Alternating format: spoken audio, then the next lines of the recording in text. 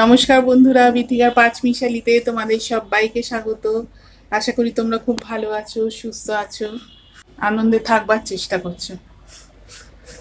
সকালবেলা উঠে এই যে জামা কাপড়গুলো দেখালাম, সব আমার বর সকালবেলা উঠে ওয়াশিং মেশিনে কাচতে দেয়, তারপরে সব শুকোতে দেয় সুন্দর করে, টান টান করে।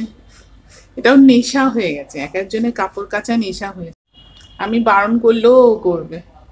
আর আছে আমার গাছে জবা ফুল, তিন তিন ছয় সাতখানা ফুটেছে দেখালাম। তিনটে লাল জবা, চারটে ঘিয়ে জবা। তো এখন 8:30 বাজে। বন্ধুরা, যারা আমার ভিডিওটা তোমরা ভারতবর্ষ, বাংলাদেশ, যে জায়গা থেকেই, যে অঞ্চল থেকেই তোমরা লিখো যে কোন অঞ্চল থেকে তোমরা আমার ভিডিওটা দেখছো। আর তোমাদের সবাইকে আমার অনেক অনেক আন্তরিকভাবে ধন্যবাদ আমার ভিডিও দেখার জন্য। তোমরা প্লিজ পুরো ভিডিওটা দেখো, আর একটুখানি দেখে কমেন্ট করে, তো আমি কমেন্ট করলে আমার ভিডিওটা ভিউ না পেলে আমি পরবর্তীকালে ভিডিও বানাবার উৎসাহ পাবো না। আর আমার ভিডিও যদি তোমাদের ভালো লাগে, আমার রান্না বান্না, আমার ফুল, ছাদ বাগান, আমার কথাবার্তা, যে কোনো কিছু, তাহলে সেটা লিখে জানিও। আর সকালবেলা আমি উপমা বানালাম টিফিনে, রুটি দিয়ে খাবে আমার বর, আবার আজকে বাইরে যাবে 3-4 দিনের জন্য। আর সকাল উপমাটা, সুজির উপমাটা আমাদের প্রায়ই হয়, রুটি দিয়ে বা পাউরুটি দিয়ে আমরা খাই। আর এই চালটা কালকে থেকে ভেজানো আছে, বসিয়ে দিয়েছি তাড়াতাড়ি, আর একটু চাল পরে বসাতে হবে। ভাত, ছেলে স্কুলে যাবে তাই ভাতটা বসিয়ে দিয়েছি। কদিন ধরে বেশ কি রোদ উঠছে, বৃষ্টি হচ্ছে না, বাইরে রোদের তেজটা মারাত্মক।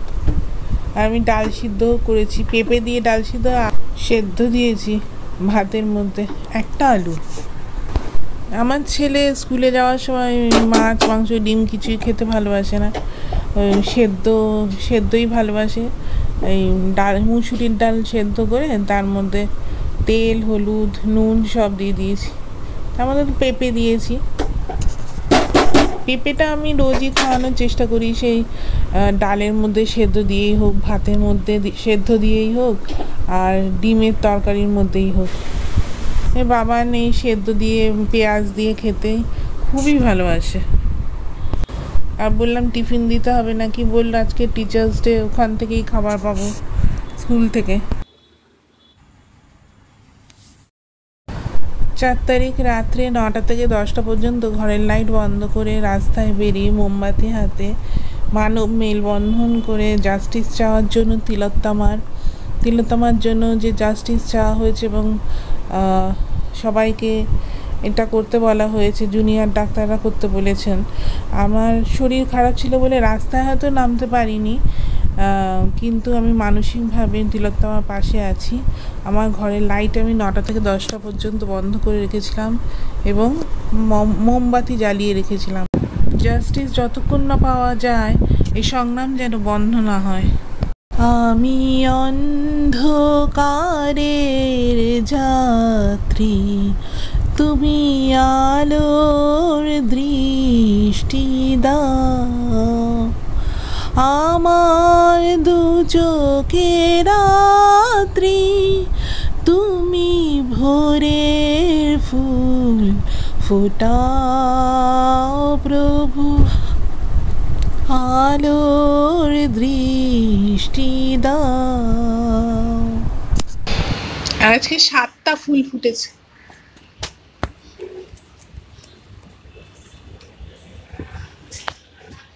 এই কারি পাতা হচ্ছে আস্তে আস্তে, 2টো গাছ। কারি পাতা খুব লাগে আমার, এখানেও একটা কারি পাতা গাছ আছে।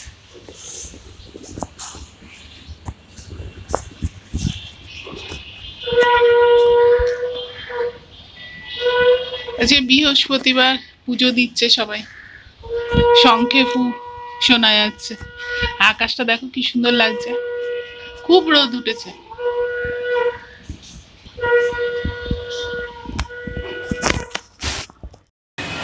আমার ছেলে তো খেয়ে দিয়ে স্কুল চলে গেছে, বড় অফিসে। অফিসে না, বরের আজকে একটা বাইরে যাওয়ার কথা, সেখানে গেছে। আর শাশুড়ি স্নান করতে গেছে। আমি ফুলগুলো তুলে দিলাম। কিছুটা ফুল এখন আদ্যা পাঠ করবে, শাশুড়ি দিয়ে দেবেন। আর আমি বিকেলে পুজো দেবো, তখন আবার লক্ষ্মী পুজো, তখন আবার দেব।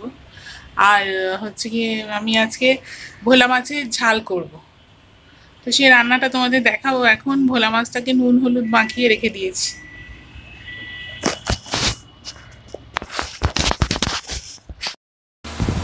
তো ভোলা মাছ আমি নুন হলুদ মাখিয়ে রেখেছিলাম, এখানে আমি ভাজি। ভোলা মাছ 3টে মাছ নিয়ে এসছে। আচ্ছা, মাছ যে কোনো মাছ ভাজার আগে আগে কড়াইয়ে তেল দিয়ে, আমি সর্ষের তেল দিয়ে ভাজি। আর সর্ষের তেল খুব গরম করে নিতে হবে, মানে ভালো ধোয়া বেরোবে এরকম, তাহলে তখন মাছ দিলে কড়াইতে মাছটা ভেঙেও যাবে না, আর কড়াইয়ের সাথে লেগেও যাবে না। দেখো মাছগুলো কি সুন্দর ভেজে তুলছি, কোথাও ভেঙেও যায়নি, লেগেও যায়নি। এটা একটা টিপস যে মাছ গরম তেলে দিতে হয়, মানে বেশ গরম তেলে। তো এরকম অনেক ধরনের টিপস আমি মাঝে মাঝে দিয়ে থাকি, রান্না করতে করতে আমি বলি। তার জন্য পুরো ভিডিওটা তোমাদের দেখতে হবে, নাহলে ভেতরের টিপগুলো কি করে পাবে। আর সেগুলো ভালো লাগলে একটা লাইক দিও, পারলে শেয়ার করো। এখন আমি দেখো যে মাছ ভাজলাম, ওইটুকু তেলে, যেইটুকু তেল পড়েছিল ওইটুকু তেলেই আমি শুকনো লঙ্কা, তেজপাতা আর গোটা গরম মশলা ফোড়ন দিয়েছি। তারপর পেঁয়াজ, রসুন, আদা আর টমেটো একটা বাটা মিক্সিতে বেটেছি, সেটা দিয়ে দিলাম। আর তারপরে মশলা দিয়েছি আমি হলুদ গুঁড়ো, লঙ্কার গুঁড়ো, ধনে গুঁড়ো, নুন। আমি জিরে গুঁড়ো দিইনি। আমি রান্নায় জিরে গুঁড়োটা ব্যবহার করি, তবে খুব কম। বেশিরভাগ রান্নাতেই আমি ধনে গুঁড়োটাই ব্যবহার করি। মশলাগুলো ভালো করে কষাতে হবে, তারপরে যখন, আমি অবশ্য খুব একটা তেল দিইনি, ভালো করে কষে যাবে, তারপরে জল দিয়ে দিতে হবে একটু তেল তেল বেরিয়ে গেলে। আর তারপরে তো ফুটে গেলে জলটা, আমি মাছগুলো দিয়ে দিলাম, কাঁচা লঙ্কা দিয়ে দিয়েছি। একটুখানি মানে ঘন ঘন হবে, ঝোল ঝোল হবে না। তারপর গরম মশলা দিয়ে ঢাকা দিয়ে দিতে হবে। এবারে আমি আমার শাশুড়িকে ভাত সার্ভ করছি। মানকচু বাটা, সেদ্ধ ডাল, পেঁপে সেদ্ধ দিয়ে, আর ভোলা মাছের ঝাল, আর তো লেবু, লঙ্কা, পেঁয়াজ স্যালাডে। এখন প্রায় 2টো বাজে। আমি প্রতিদিনই চেষ্টা করি 2টোর মধ্যে ওনাকে লাঞ্চটা দিয়ে দেওয়ার।